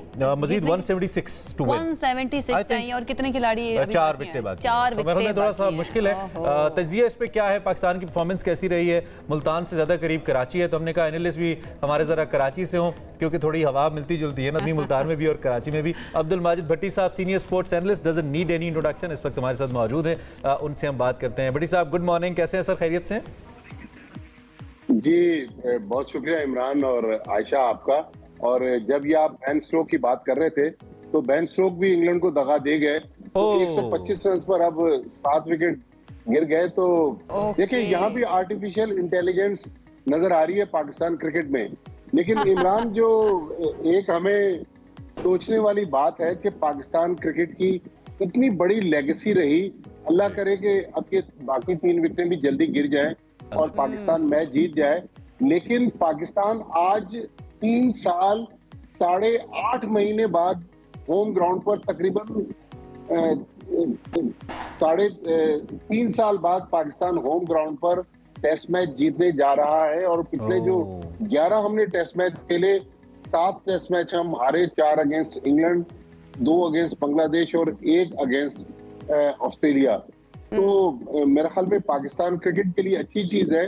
लेकिन जो सबसे अच्छी चीज हुई वो ये थी कि आप देखें, हम लोग पिछले बहुत सारे, इमरान आपके साथ मैंने बहुत सारे शोज किए, हम ये चीज डिस्कस करते रहे कि नए लड़कों को मौका दे, पाकिस्तान की बेहतर टीम सिलेक्ट हो सकती थी। लेकिन जो हमारी पिछली सिलेक्शन कमेटी थी जिसमें पहला टेस्ट मैच हम हारे, उसकी टीम मुंतखब की थी। 4 प्लेयर इस मैच में, कामरान गुलाम का तो डेब्यू हुआ, साजिद खान की वापसी हुई, जाहिद महमूद की वापसी हुई और नुमान अली की वापसी हुई। देखिए इसमें पाकिस्तान क्रिकेट बोर्ड को तो क्रेडिट जाता है, लेकिन आकिब जावेद, अलीम डार और अजहर अली, 3 जो नए सिलेक्टर्स आए, उनको भी क्रेडिट जाता है कि इन्होंने खतरा मोल लिया, नए लड़कों को मौका दिया। भट्टी साहब खतरा भी तब मोल लिया ना, खतरा भी तब मोल लिया जब पहला मैच हार गए, पहला टेस्ट हार गए इंग्लैंड के खिलाफ। तो उसके बाद उन्होंने सोचा कि चलें अब ये वाला एक्सपेरिमेंट जो है ना ये करके देख लेते हैं। लेकिन आयशा, जो एक और मैं आपसे दिलचस्प पहलू शेयर कर रहा था कि हमारे यहाँ देखें दोस्ती यारी और पसंद नापसंद की हम बहुत ज्यादा बातें करते रहे माजी में। इस बार पाकिस्तान क्रिकेट बोर्ड ने जो एक डिसीजन लिया है, जो पॉलिसी डिसीजन है कि कप्तान और कोच से मशवरा तो किया जाएगा, लेकिन जो 11 का इंतखाब है वो सिलेक्शन कमेटी करेगी। अब ये देखें, इसमें यकीनी तौर पर शान मसूद की मुशावरत होगी, जैसन गिलेस्पी की मुशावरत होगी, लेकिन ये जो टीम है ये सिलेक्शन कमेटी ने 11 रुकनी टीम सिलेक्ट की है। लेकिन जो भी हमने फैसले किए, पाकिस्तान क्रिकेट एक राइट डायरेक्शन पर जा रही है। मुल्तान जैसे शहर में जहां गर्मी ज्यादा है, थोड़ी देर पहले जो मैं वीडियो देख रहा था टीवी पे कि जोक दर जोक लोग जो है वो मुल्तान स्टेडियम आ रहे हैं। People love cricket. फैसलाबाद में भी हमने भट्टी साहब देखा, बड़ा अच्छा रिस्पांस था जो वनडे कप हमने कराया। अच्छा, जैसिन गिलेस्पी का आपने जिक्र किया, खुद वो सीमर हैं, लेकिन उन्होंने इंतखाब किया स्पिनर्स का, ऑब्वियसली विकेट को देखते हुए। एक तो ये फैसला कैसा था, दूसरा इस जीत के हवाले से मुझे बीइंग क्रिकेट व्यूअर या क्रिकेट फैन जो सबसे अच्छी बात लग रही है, आई होप आप एग्री करेंगे कि बड़ी कन्विंसिंग जीत लग रही है जिस जानिब हम जा रहे हैं। इट्स नॉट अ हादसाती फतह कि बस हो गया, अच्छा खेल के, क्योंकि इंग्लैंड को हमने आउट क्लास किया है, एक अच्छी स्ट्रेटजी के साथ हम गए हैं, उसके बाद ये फतह सामने आ रही है। Your take on that? देखिए, अगर एक सीमर डाल लेते तो अच्छी बात थी, लेकिन जिस तरह शाहीन शाह अफरीदी और नसीम शाह, हमारे जो दो प्रीमियर फास्ट बॉलर हैं, उन्होंने खुद विड्रॉ कर लिया टेस्ट मैच से कि हम फुली फिट नहीं है। तो हमारे पास शायद उस क्लास के फास्ट बॉलर नहीं थे, इसलिए वो 3 स्पिनर्स के साथ गए। लेकिन देखें, जब हम अखबारात पढ़ते हैं या न्यूज चैनल देखते हैं तो पब्लिक को एक स्ट्रेस हो जाता है कि महंगाई बहुत ज्यादा है, आपको पता है कि सियासत में काफी इस वक्त कशमकश है। तो एक एज ए पाकिस्तानी एक अच्छी चीज है कि हालांकि इंग्लैंड वाले बहुत शोर मचा रहे हैं कि इन्होंने पुरानी पिच को यूज कर लिया। अब आप कोई इंग्लैंड से पूछे, आप जब भारत जाते हैं, आप बांग्लादेश जाते हैं, आप श्रीलंका जाते हैं, तो वो आपको आपकी पिचेस थोड़ी बना के देते हैं। हमारा मुल्क है, हम अपने होम ग्राउंड पर खेल रहे हैं, हम जैसी भी पिचेस बनाएं आपको वहां पर परफॉर्म करना है। लेकिन मेरे ख्याल में पाकिस्तान के लिए, पाकिस्तान क्रिकेट के लिए और पाकिस्तानियों के लिए आज जुमे का दिन है, वीकेंड भी शाम से स्टार्ट हो जाएगा, तो मेरे ख्याल में एक अच्छी जीत है जिसको हमारे लोग अगले 2 दिन तो एटलीस्ट डिस्कस करते रहेंगे छुट्टियों के दौरान। सही है, बिल्कुल ऐसा ही, और ये बड़ी अच्छी बात है, बड़ी ज़रूरत भी थी इस जीत की। लेकिन 3-3.5 साल, भट्टी साहब आपको क्या लगता है ये डाउनफॉल की वजह क्या है? हम टेस्ट चैंपियन भी रहे हैं, ये अचानक से ये डाउनफॉल, अचानक तो नहीं मैं कहूँगी, 3 साल तक कोई जीत हिस्से में नहीं आई टेस्ट के अंदर, स्पेशली पाकिस्तान के अंदर रहते हुए होम ग्राउंड पे, इसकी वजह आपको क्या नजर आती है? सिर्फ पॉलिटिक्स है या फिर इजी भी हो जाते हैं, या बाबर का साया है जो हटा है तो टीम जीत रही है? Sorry to Babar fans. With all due respect, Babar भी हमारे स्टार हैं, उनको किंग बाबर कहा गया, लेकिन अनफॉर्चुनेटली बाबर जब कप्तान थे पाकिस्तान के तो बेहतर टीम सिलेक्ट हो सकती थी। लेकिन आपको पता है कि हमारी क्रिकेट जो है चंद मखसूस नामों के गिर्द घूमती रही। इवन जो पहला टेस्ट मैच हम इंग्लैंड के खिलाफ खेले, या हम अभी रिसेंटली जो बांग्लादेश से 2 टेस्ट मैच हारे, तो हम बेहतर टीम सिलेक्ट कर सकते थे, हम बेहतर प्लानिंग कर सकते थे, हम बेहतर पिचेस बना सकते थे। देखें ये पिच भी तो बनी है ना, लेकिन हमने शायद अच्छे फैसले नहीं किए जिसकी वजह से हमारी क्रिकेट लेट डाउन कर गई, हमारी क्रिकेट नीचे चली गई। बल्कि क्या बात करें, इतने तो तजुर्बात होते हैं पीसीबी के अंदर, आप सिचुएशन तो देखते हैं, मैनेजमेंट्स कितनी चेंज होती हैं। जी भट्टी साहब, लेकिन जो आयशा बात कर रही है ना, एक ये भी इमरान पहलू है कि हमने ऊपर तले जो फैसले किए ना, हम हर 6-7 महीने बाद पीसीबी चेयरमैन चेंज हो गया, सिलेक्शन कमेटी चेंज हो गई, पीसीबी के कोचेस चेंज हो गए, तो कंसिस्टेंसी चाहिए होती किसी भी सिस्टम को। तो मेरे ख्याल में पाकिस्तान क्रिकेट को चूंकि मुस्तकिल मिजाजी ना मिल सकी, इसलिए हमारी टीम की परफॉर्मेंस खराब हुई। अच्छा, लेकिन अभी भी हमारी कुछ अर्सा पहले ही हम जिन सीरीज का आपने रिसेंटली जिक्र किया, खासतौर पर चले बांग्लादेश की एग्जांपल, हम और आप मिलकर मीडिया के ऊपर बैठ के ये अलमिया डिस्कस कर रहे थे कि हमारे पास स्पिनर्स ही नहीं है, क्या हमारा डोमेस्टिक स्ट्रक्चर इतना हल्का हो गया कि we can not even find a single spinner in Pakistan, जिसने अब्दुल कादिर जैसे लोग, सकलैन मुश्ताक जैसे, मुश्ताक अहमद जैसे लोग पैदा किए, सईद अजमल जैसे, लेकिन एट द सेम टाइम अब उसी स्ट्रक्चर में से हमने 2 लड़के दोबारा से निकाले और वही लड़के हमारे लिए परफॉर्म कर रहे हैं। तो इसका मतलब ये कि कहीं मसला सिलेक्शन से भी ज्यादा उन विकेट्स का था जिनके ऊपर हम इनको खिला रहे थे, ऐसा है? देखिए, विकेट्स का तो मसला था, लेकिन हमने अच्छी सिलेक्शन भी नहीं की। अब ये साजिद अली को नए प्लेयर नहीं है, इन्होंने बांग्लादेश में ढाका में एक टेस्ट मैच में 8 विकेटें भी ली हुई हैं, लेकिन हमने साजिद अली को एकदम, सॉरी साजिद खान को एकदम सिस्टम से बाहर कर दिया। नोमान अली, हम कहते हैं कि नोमान अली की फिटनेस अच्छी नहीं है, अबरार पे हम बहुत ज्यादा रिलाय करते रहे, जाहिद महमूद को अभी पूरे तरीके से मौका नहीं मिल सका। हमारे पास यंगस्टर्स इमरान बहुत अच्छे हैं, हमारे पास मेहरान मुमताज एक स्पिनर हैं, पाकिस्तान अंडर-19 के सुफियान मुकीम है, और बहुत सारे नाम है, लेकिन मसला कोई है, हम हार से डरते रहे, हम बड़े नामों के पीछे भागते रहे। अब देखिए ना, पाकिस्तान 3 साल 8.5 महीने बाद ये टेस्ट मैच जीतने जा रहा है, और विदाउट बाबर आजम। तो आप देखिए ना, शाहीन भी नहीं है, बाबर भी नहीं है, नसीम भी नहीं है, तो इसका मतलब है कि पाकिस्तान क्रिकेट इतनी बुरी नहीं है, लेकिन पाकिस्तान की जो प्लानिंग है वो बुरी थी, जिसकी वजह से आज हम। बट सब क्विकली मैं चाहूंगी आप एक कमेंट कर दें जो भारत में हुआ है बेंगलोर टेस्ट के अंदर, 46 पर ऑल आउट हो गई टीम, जरा इसके ऊपर भी एक कमेंट कर दें। वहां पर तो हमें कंसिस्टेंसी नजर आती है, लेकिन फिर भी अच्छा नहीं खेल पाए। अब छेड़ रही है इंडियन क्रिकेट में किसी भी टीम पे बुरा वक्त आ सकता है, लेकिन मैं अक्सर कहता हूँ, हमारे भारतीय दोस्त नाराज भी होते हैं, सोशल मीडिया पे फिर बैटिंग शुरू कर देते हैं कि भारतीय कौम जो है ना, ये खुद फरेबी का शिकार है। वो समझती है कि जी हम दुनिया में नाकाबिल शिकस्त है, हमें कोई नहीं हरा सकता।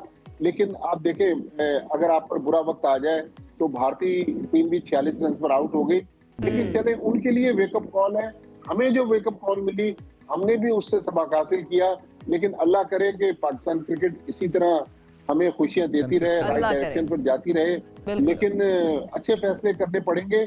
और मोहसिन नकवी साहब को अपने मुशीरान पर नजरसानी करने की जरूरत है। नजरसानी करने में मुशीरान का ही मसला है। चलें भट्टी साहब, thank you very much for precious time जी। आप आए, आपने तज़िया सामने रखा। बड़ी लाइट सी गुफ्तगू हमने इसलिए की क्योंकि क्रिकेट हमें खुशी देती है और अक्सर जब हम अच्छा खेल के हारते हैं हम तब भी मुतमईन रहते हैं कि भी अच्छा खेल के हारे। और जहाँ तक इंडिया की आपने बात की, एक वेकअप कॉल उन्हें वर्ल्ड कप फाइनल में ऑस्ट्रेलिया ने दे दी थी। बड़े मुतमईन थे कि हम अपने घर में जीतेंगे, सबसे बड़े स्टेडियम में मैच रख लिया, हार गए।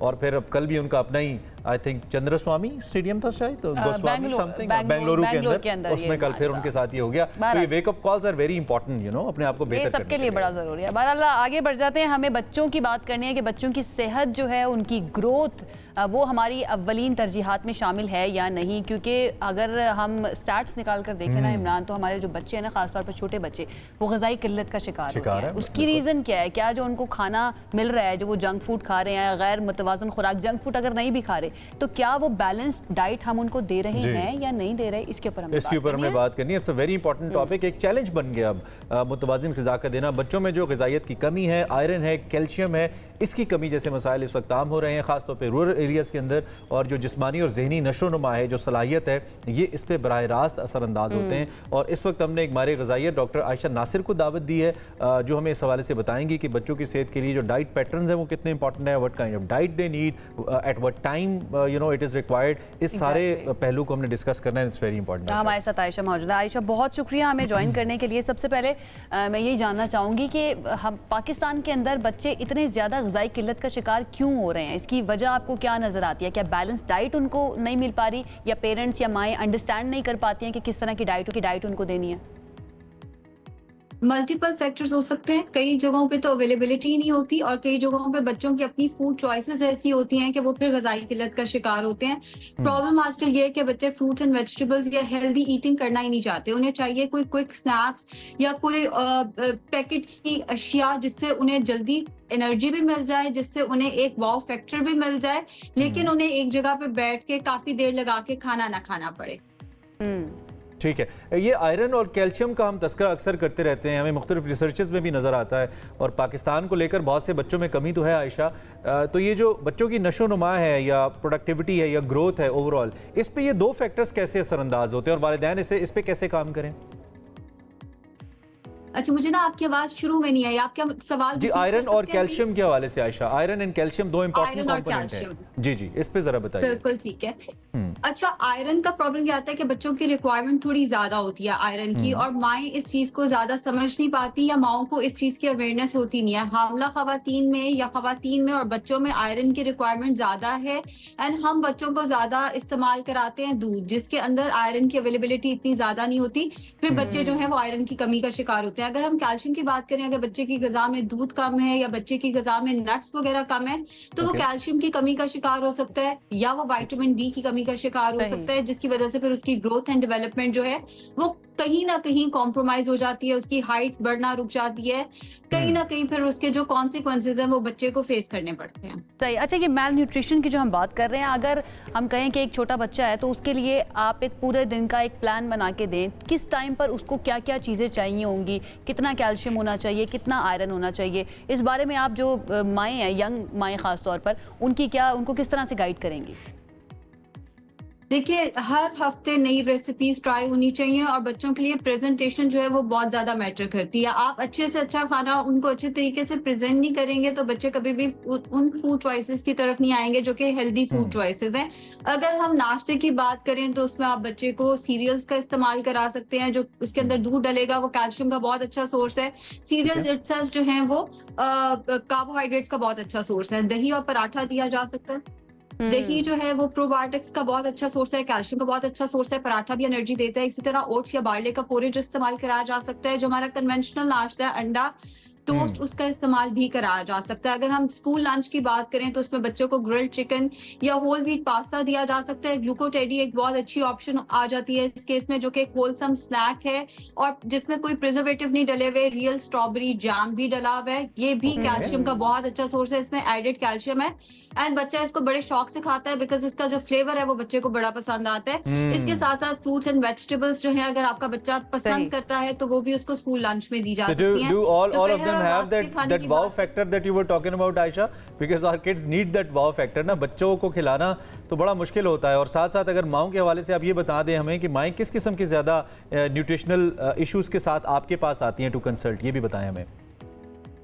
अच्छा, ज्यादा कंसर्न वही होता है कि जी हमारा बच्चा तो कुछ भी नहीं खाता, हम उसके कार्ब्स प्रोटीन को कैसे पूरा करें, हमारा बच्चा एक जगह टिक के बैठ के नहीं खाता या वो पैकेट की अशिया जो है वो मांगता है। उस केस में हम माओं को यही गाइड करते हैं कि आप होलसम स्नैक्स की तरफ लें। आप होलसम स्नैक्स क्या है? ऐसे स्नैक्स जो जितना नेचर के करीब हो स्नैक उतना बेहतर होगा, जिसमें कोई अननेसेसरी प्रिजर्वेटिव नहीं है, एडिटिव्स नहीं है, उसको हम होलसम स्नैक करेंगे जिसमें से एक ग्लूकोटेडी आ जाता है, फिर इसका फ्लेवर बच्चा बहुत ज्यादा पसंद करता है, एडेड कैल्शियम आ जाता है इसके अंदर, एंड एक ऐसा इंटरेस्टिंग वो फिगर के अंदर आता है जो बच्चा जो है वो फिर खाना भी पसंद करता है। इसके साथ साथ माओं का ये कंसर्न होता है कि हमारे बच्चे घर का खाना जो है वो पसंद नहीं करते, तो ग्लूकोटेडी से वो वाली चीज भी कहीं ना कहीं कवर हो जाती है।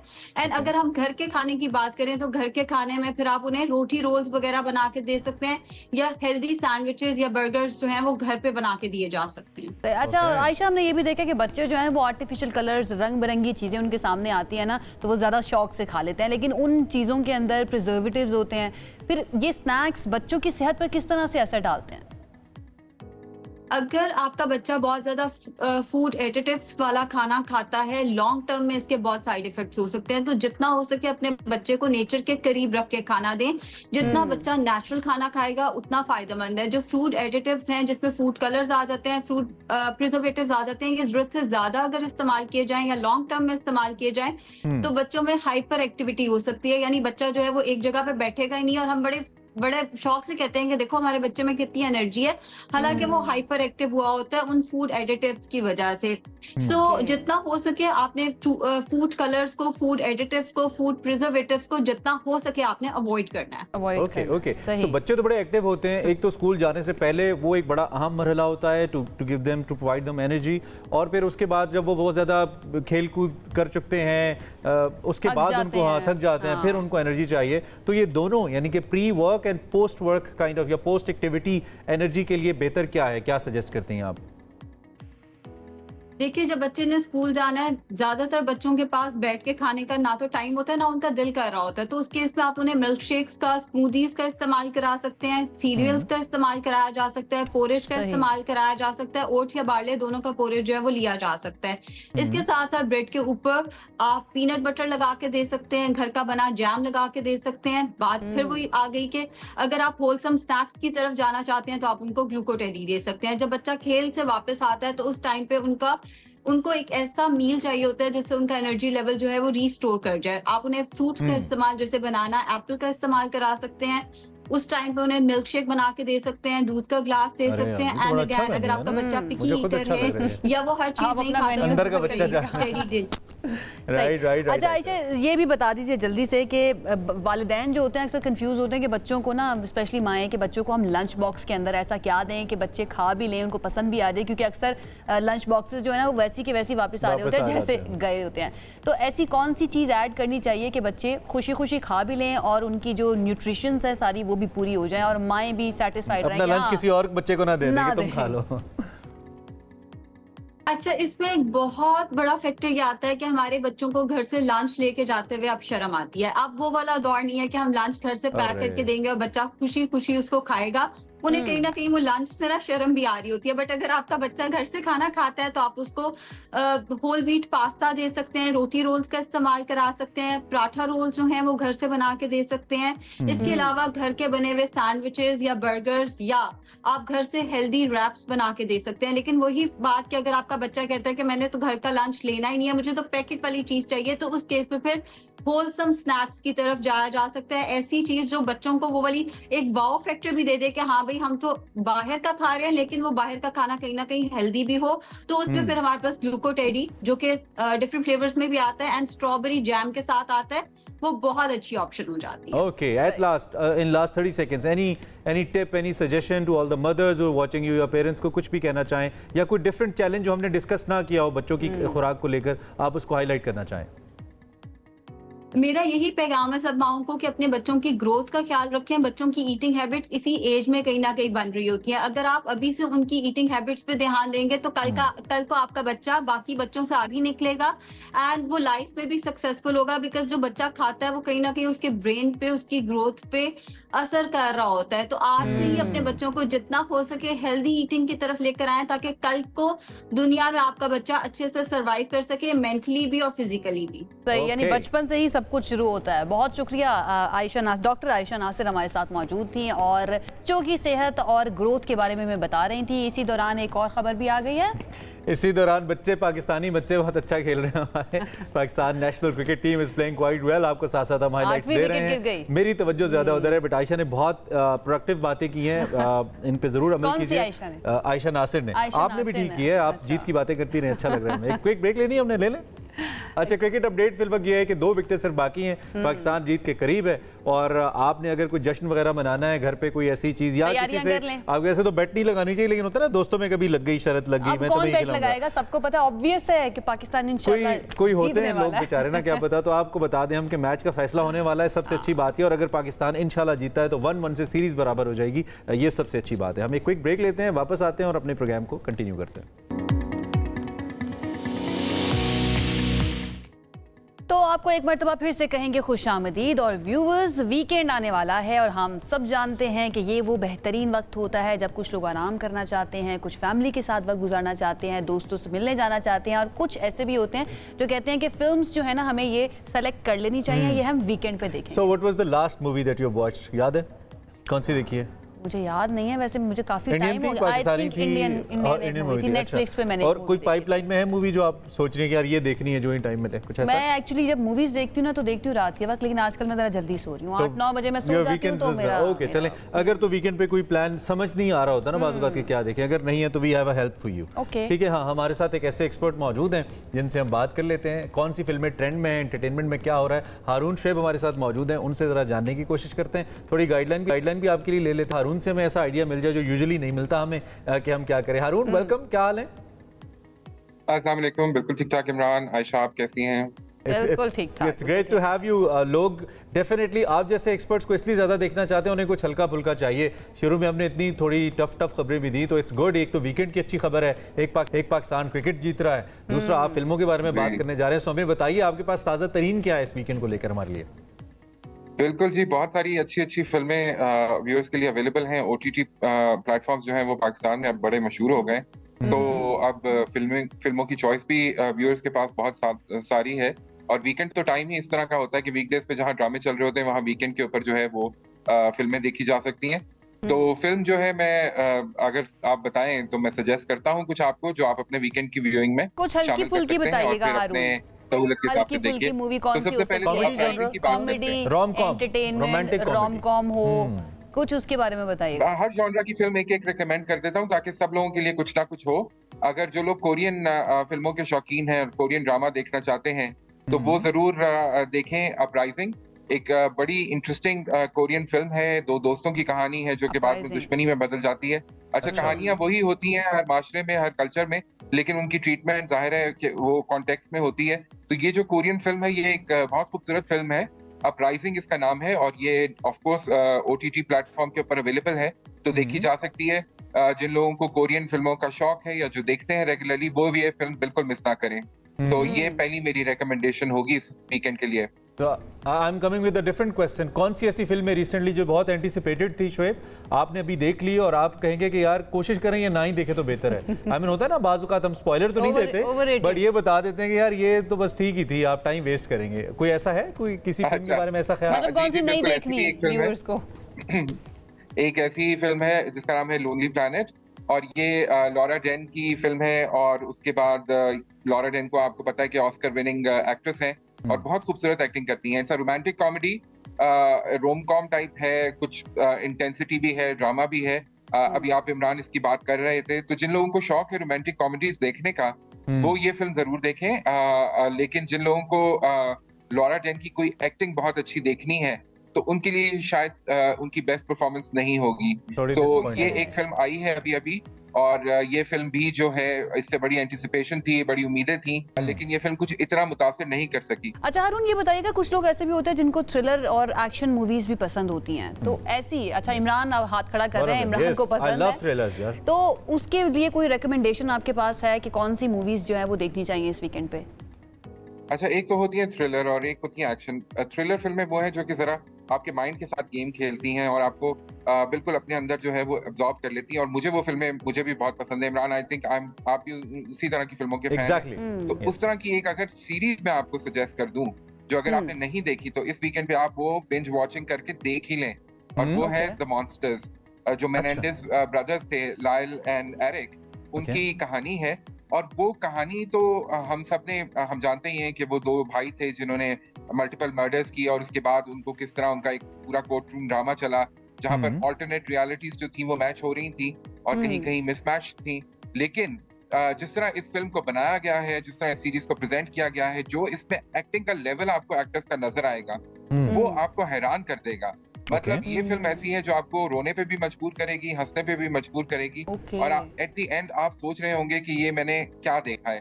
तो ये क्योंकि एक थोड़ी सी इसके अंदर डार्क भी है, थोड़ी हॉरर भी है, तो ये मुझे लगता है कि अक्टूबर के सीजन में जहां हम देखेंगे, अभी बहुत सारी हैलोवीन की फिल्में आ जाएंगी, बहुत सारी जो है वो हॉरर फिल्म्स आएंगी, तो ये फिल्म जो है ये उसका एक स्टार्ट हो सकती है। और जिन लोगों ने नहीं देखी वो ये सीरीज जरूर देखें। मॉन्स्टर्स, ओके, मैं लिखती जा रही हूं, अपनी बकेट में डालने, आप बकेट लिस्ट में आप डालें। अच्छा हारून, एक बड़ा ट्रेंड आपने ओटीटी का जिक्र किया, नेटफ्लिक्स एंड ऑल, एक बड़ा जबरदस्त ट्रेंड आया डॉक्यूमेंट्रीज का, और वो रियल लाइफ इवेंट्स के ऊपर जो है ना, बड़ी अच्छी कुछ डॉक्यूमेंट्रीज मुझे पिछले दिनों में देखने का इत्तेफाक हो, but I won't go for my recommendation, obviously will rely on you. आपने रिसेंटली कुछ देखा है ऐसा, आपका टेस्ट डेवलप हुआ और कुछ सजेस्ट करेंगे इसमें? बिल्कुल बिल्कुल, बहुत ओटीटी के ऊपर अच्छी डॉक्यूमेंट्रीज हैं जी, जो कि देखी जा सकती हैं। मैं जनरली कोशिश करता हूं कि मैं जरूर अपना जॉनरा चेंज करके डिफरेंट तरह का कंटेंट देखता रहूं, और व्यूअर्स को भी यही चाहिए। लेकिन अभी मैं पिछले कुछ दिनों से जो हूं वो बहुत ज्यादा क्राइम स्टोरीज देख रहा हूं। जो रियल लाइफ क्राइम स्टोरीज के ऊपर डॉक्यूमेंट्रीज बनती हैं वो मुझे बड़ी इंटरेस्ट करती हैं, और मैं देख रहा हूँ कि अभी हमारे पाकिस्तानी ड्रामों के अंदर भी आहिस्ता आहिस्ता क्राइम स्टोरीज की और एक्शन की झलक नजर आ रही है। तो ओटीटी के ऊपर ये काम बहुत अरसे से जारी है, और 2-3 फिल्में सीरीज जो है वो बहुत अच्छी लोगों के लिए हो सकती हैं। एक तो मैंने आपको बताया द मॉन्स्टर्स, जो कि मेनेंडेज ब्रदर्स के ऊपर बनी हुई सीरीज है, ये जरूर देख लें। ये भी actually you know it's a true story जिसको ड्रामेटाइज किया गया है।